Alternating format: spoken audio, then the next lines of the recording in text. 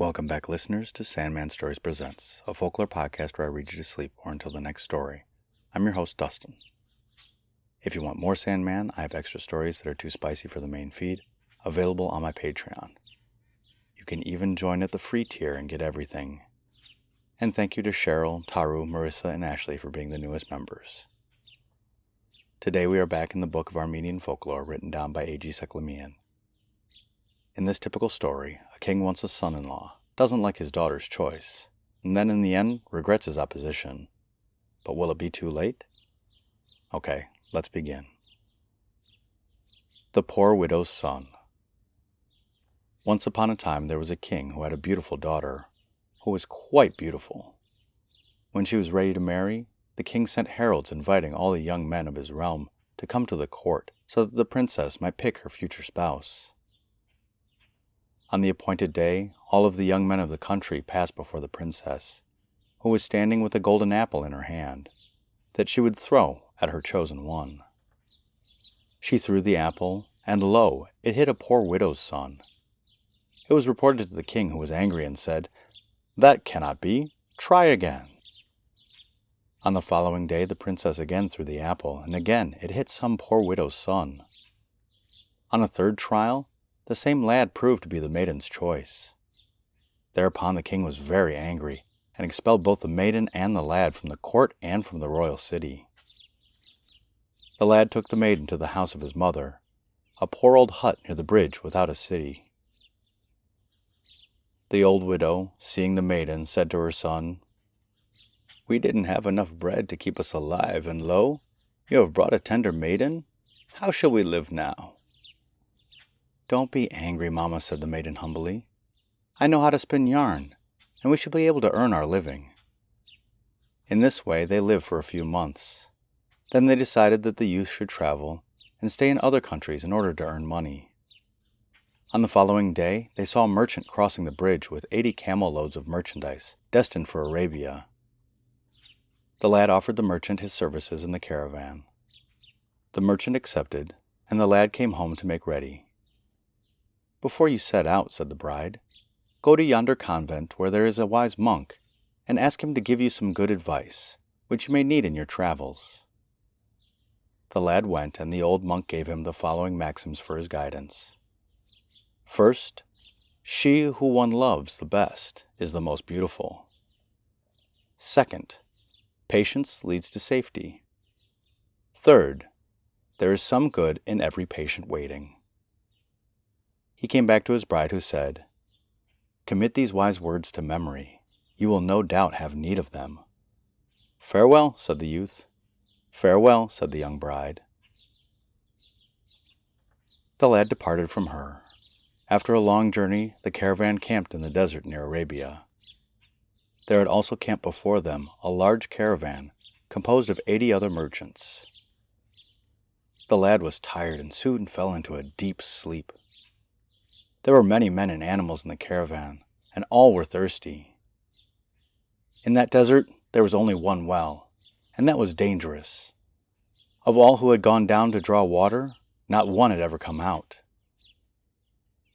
In the middle of the night, the lad was awakened by the crying of the herald of the caravan, who announced that each merchant was offering 10 pieces of gold to the man who would descend into the well and draw water for men and animals.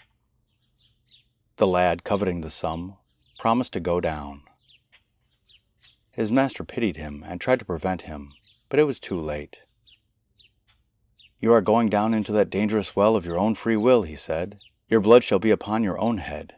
But if you come out safely, one of my camels shall be yours with the merchandise upon it." They let the lad down with a rope. Reaching the bottom, he saw a flowing river of fresh water. He drank and quenched his thirst.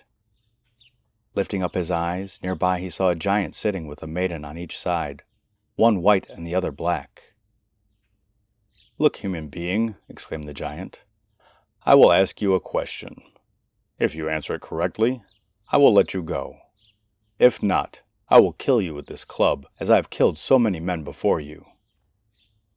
Which of these two maidens is the beautiful one, and which the ugly?"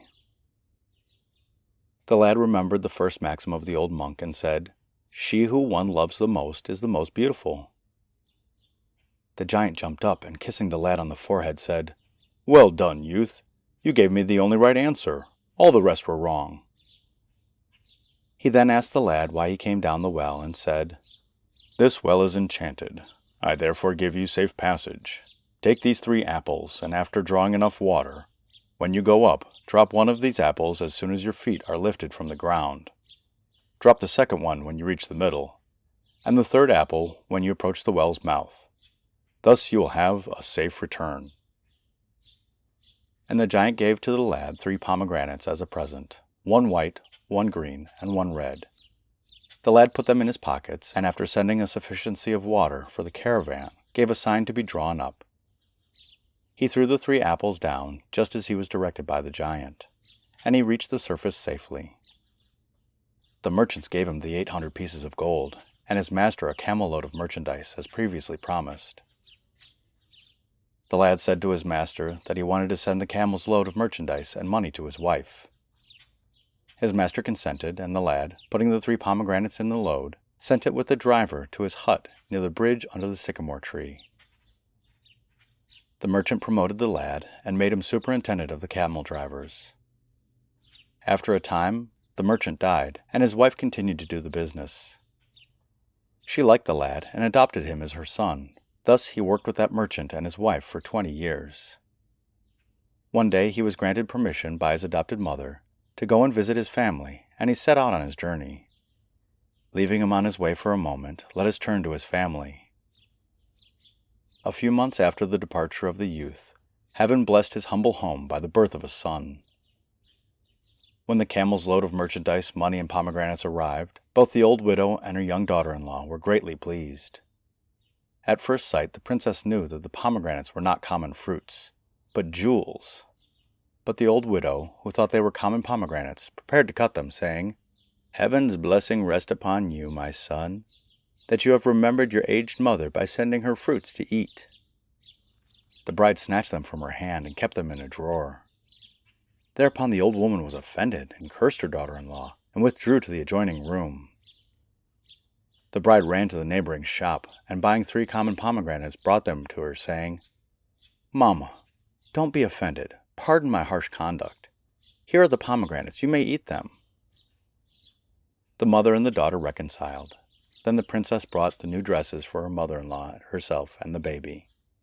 She filled her mother-in-law's pocket with gold pieces, and cutting a slice from one of the pomegranates, put it in a costly golden box and gave it to her, saying, "Now, Mamma, go to the king's palace, and give the gold pieces as a present to the attendants. Say you want to see the king, and give him this golden box with a slice of the pomegranate in it. When he asks you what you want, say that you have brought it to him as a present, and that you want nothing but a decree sealed with a royal seal, permitting you to do whatever you please without being molested." The old woman, making herself as trim as she could, started on the errand and did all that the princess had bid her. The king, upon seeing the jewels in the shape of a pomegranate slice, at once called them to the royal jewelers to set a price on them. The jewelers, examining the slice of pomegranate, said, "No one can set a price on this. Let a lad of 15 stand and throw a stone with all his might toward the sky. A heap of gold as high as that would hardly equal the value of this wonderful row of precious stones." The king thought that there was not so much gold in his treasury. "Do you want the price of this jewel, or have you brought it as a present to the king?" asked the king to the woman. "I have brought it as a present to your majesty," answered the woman. "What favor do you want in return?" asked the king. The old woman answered as she had been advised by her daughter-in-law. The royal decree was immediately signed, sealed, and given to the old woman, who brought it to her daughter-in-law. As soon as the princess took the royal edict, she sent slices of the 3 pomegranates to all the 7 kings of the world, and received in return treasure inestimable. Then she built a splendid palace in the place of the poor old hut, and decorated it with gold and silver and the rest with jewels, which illuminated the palace by night, making it as bright and lustrous as a twinkling morning star. The fame of this place spread all over the world, and people came to see its splendor. The king also came to see it and admire it, because it contained so many beautiful things that were not to be found in his own palace. he visited all parts of it and sighed deeply from his heart, saying, "I wish my only daughter was not lost, and that she lived in this magnificent building." From behind the curtain his daughter heard him speak, and she also sighed. The princess's son had by this time grown into a good-looking, intelligent lad, and it was he who made the grand princely reception to the king in the new palace. The king greatly liked the lad and took him into his service. Seeing that he was an uncommon youth, displaying extraordinary ability in everything he handled, the king was so much pleased with him that he advanced him to the position of the commander of his forces, without knowing that he was his own grandson. Now let us return to the father of the commander. He arrived in his country and went directly in search of the bride, with the expectation of finding his lowly hut under the sycamore tree. But to his disappointment and surprise, he found in its place a magnificent palace, the most magnificent indeed that he had seen in his travels of 20 years' duration. There was nothing left of the old hut, only the sycamore tree, which had grown taller and thicker in the past 20 years. As a stranger he entered the yard, approached the old sycamore tree, his only acquaintance in the neighborhood, and climbed it. Soon he saw a woman and the commander come to the porch and sit upon the sofa near one another. He knew the woman. She was his wife, the princess. 20 years seemed to have made little change in her. But why was she in this splendid palace and not in his hut? And what was the business of the commander there? Suspicion filled his mind, and he drew his bow and arrow with the intention of killing both of them. Just at that moment he remembered the old monk's second maxim, "Patience leads to safety," and he put his arrow away. Presently he saw the commander and his wife embracing one another. This time his blood ran to his brain, and he drew his bow and arrow ready to shoot. But he remembered the old monk's third maxim, "There is good in all patient waiting," and again he did not shoot. He began, however, to listen attentively to their talk, and heard the commander saying, "Mother, is my father living? Where is he? Last night I had a dream, and in my dream he had come home." Thereupon his mother told him all this story, which she had until then kept a secret from him. "What?" exclaimed the young commander. "You, the daughter of the king, I, the commander of his army? This palace is our home, and my father is a wanderer in a foreign land? It is impossible. Tomorrow I will take my army and find my father." His father, who was listening to his words from the tree, felt the great tears rolling down his cheeks. After nightfall, he came down from the tree and spent the night in a neighboring inn. The following morning he sent messages to his wife and son, bearing good tidings of his arrival. Their meeting was a very happy one. The king, hearing of the return of his dear commander's father, hastened to express his congratulations and best wishes. Entering the palace, he met, to his great surprise, his daughter, who with her husband and son fell on their knees, begging the blessing of the king. The old king was almost mad with joy and embraced them all, shedding tears. "Now I see," he exclaimed, "that it is useless to strive to undo what destiny has decreed. It was destined that you should marry one another, and lo, you proved to be the best match that I could desire." As the king had no other child except that daughter, upon his death his son-in-law succeeded him upon the throne. Thus they reached the highest glory of this world. May heaven grant that we may all reach the highest glory of the world to come. The end.